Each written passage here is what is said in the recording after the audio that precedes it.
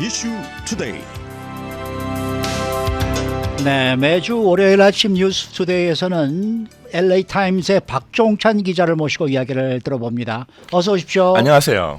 이번 이태원 이 압사 사고에 대해서 LA 타임스에서도 많은 기사가 지금 나오고 있는데 그중에서 아주 눈에 띄는 기사가 하나 있습니다. 바로 우리 박종찬 기자가 작성하신 그러한 기사 내용이 되겠는데 이 주말에 이 사고에 대해서 또 특별 기사를 하나 만드셨다고요? 네, 그 LA 시간으로 그 토요일 밤 10시 그 콘서트 하나 보고 서울 시간으로는 이제 일요일 오후에 이제 취재를 시작했는데요. 네. 그리고 여러 한국 분들하고 전화를 하면서 이제 기사를 작성했습니다.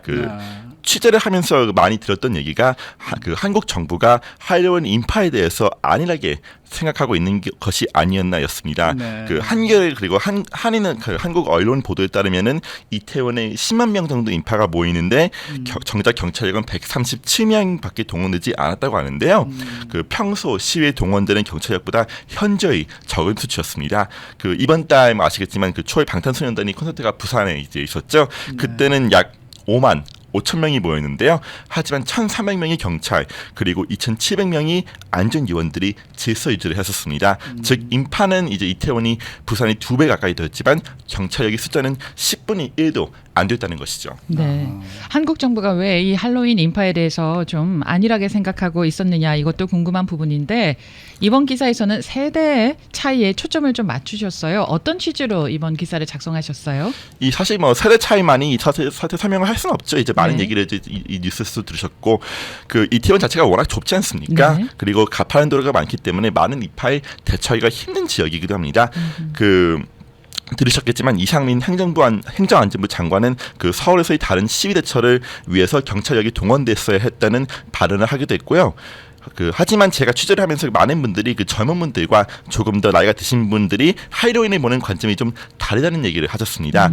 그 한국의 젊은 층, 제 또래죠, 20, 30대 층은 이미 할로윈, 특히 이태원이 할로윈이 하나의 명절이 되었다고 한 지가 몇 년이 넘었고 또한 이번에 그 코로나가 진정되면서 마스크 없이 할로윈을 보내는 첫 해지 않습니까? 2019년 후 다음에 그래서 많은 분들이 이번 할로윈을 고대하고 계셨습니다. 근데 하지만 다른 중장년층 분들은 이것을 이해하지 못하고 있다는 얘기를 많이 들었는데요. 왜 할로윈을 그 명절같이 보냈는지, 왜 이태원에 가야 하는지를 이해를 못한 것이 이 정부, 중장년층이 분들 많지 않습니까? 정부를 좀 안일하게 준비한 게 맞는 것이 아니냐는 얘기를 들을 수 있었습니다.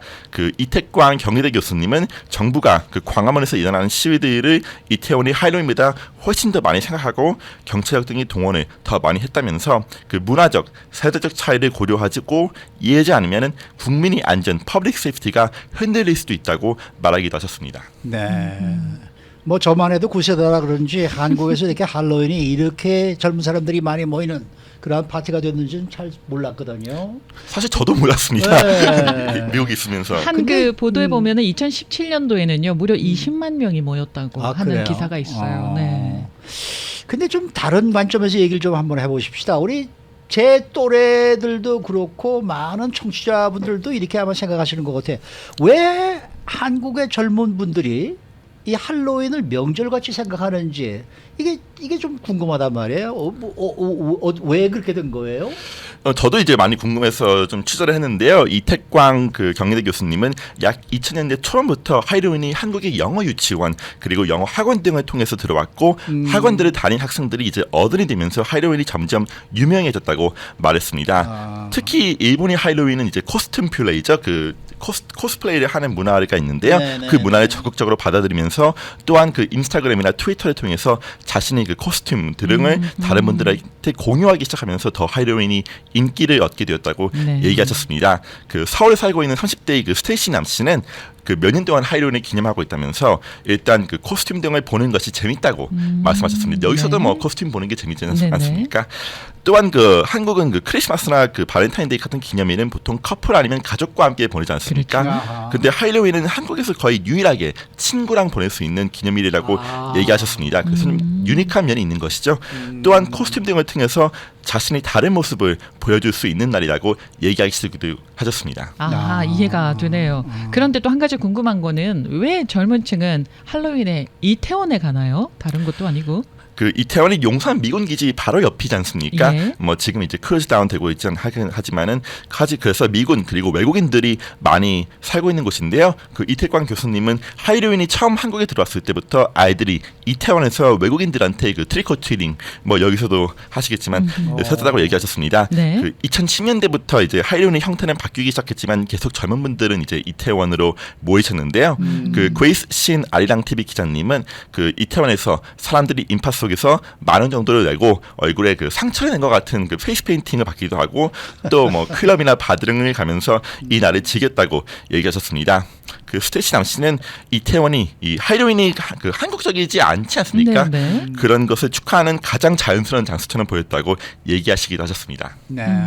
그러니까 이태원이 아무래도 외국인들을 위한 장소가 많기 때문에 네. 뭐 클럽도 많을 것이고 거기 가서 있다 보면은 한국 같은 느낌이 안 들었지 않았을까. 그렇죠. 그래서 그런 걸 또 그럴 수도 즐기기 있겠네요. 위해서 젊은이들이 네. 또 모이지 않았을까 이런 생각이 좀 들기도 하는데 벌써 몇 년 전부터 그 이태원 할로윈 인파에 대해서 우려하는 얘기가 나왔었다면서요. 네, 뭐 많이 들으셨겠지만 이제 뭐 기사들이 많이 나오는데요. 저는 2019년 한국일보에서 그 나온 기사를 봤습니다. 이 기사의 제목은 할로윈 성지 헬 된 할로윈 이태원 제목인데요. 이 기사에서는 2019년입니다. 인파 속에서 순찰차가 제때 출동하지 못하고 약 200m 남짓 거리를 걷는데 30분도 넘게 걸리고 스마트폰 인터넷도 잘 터지지 않았다고 짚었습니다. 네. 심지어 그 2019년 당시 오후 11시에는 이제 사람 등을 태운 경운기가 등장하면서 교통이 마비가 되었다고 하게 됐는데요.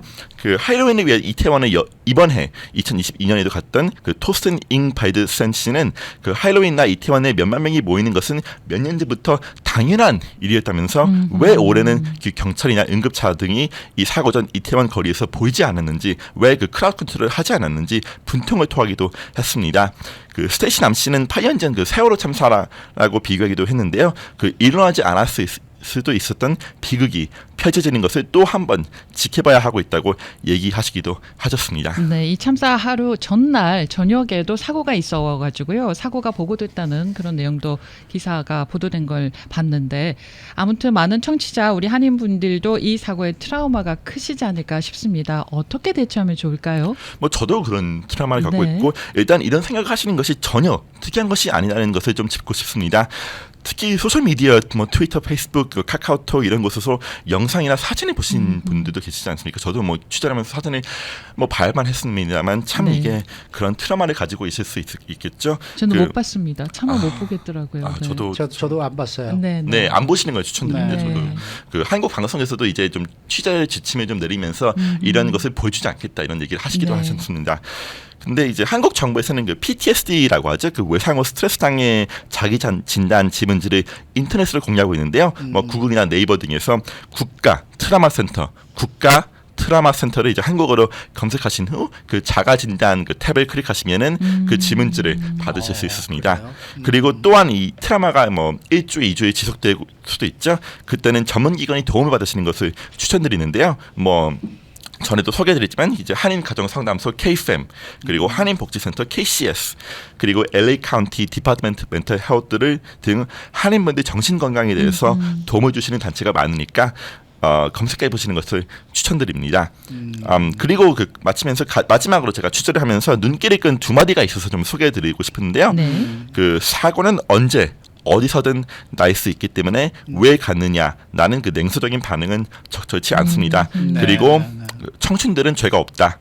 6호선 지하철에서 만난 청춘 남녀들은 누군가의 아들이고 딸이고 친구이고 친척이었다.